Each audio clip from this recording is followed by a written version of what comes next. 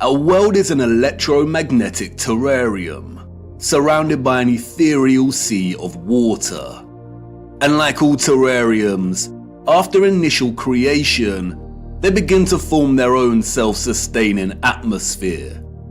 The sun and the moon journey above our flat realm in concentric spirals. There are 5 prominent circles of latitude, we are told.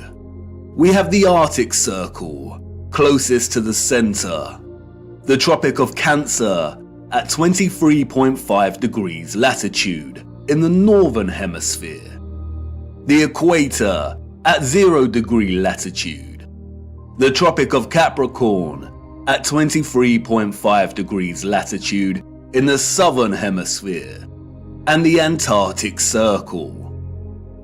The sun journeys from the equator at the March equinox up in concentric spirals to the Tropic of Cancer.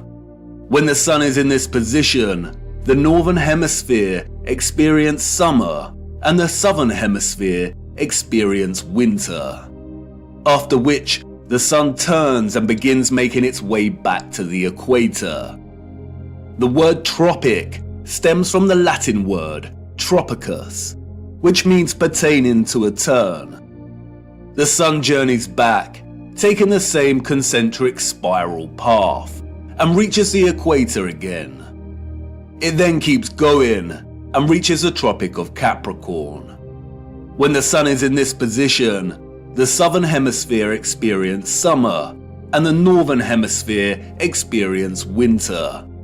After a time, the sun turns and begins making its way back to the equator for the March equinox.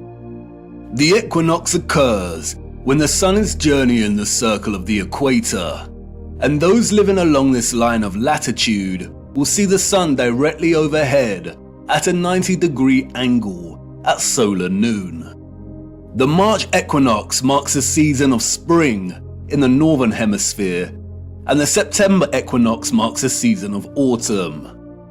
If you live in the southern hemisphere, this is reversed, and the September equinox marks spring and the March equinox autumn. It is important to note that the sun never reaches the Arctic Circle, nor does it reach the Antarctic Circle. It never reaches the poles. It journeys to the tropic circles and then turns back. The point at which the sun reaches its most northerly and southerly excursion relative to the equator is called the solstice. Solstice comes from the Latin word solstitium, which means point at which the sun seems to stand still. And indeed, many do note that the sun seems to stop on the solstices. And this is because, in a sense, it does. It reaches the most northerly and southerly excursion and turns back.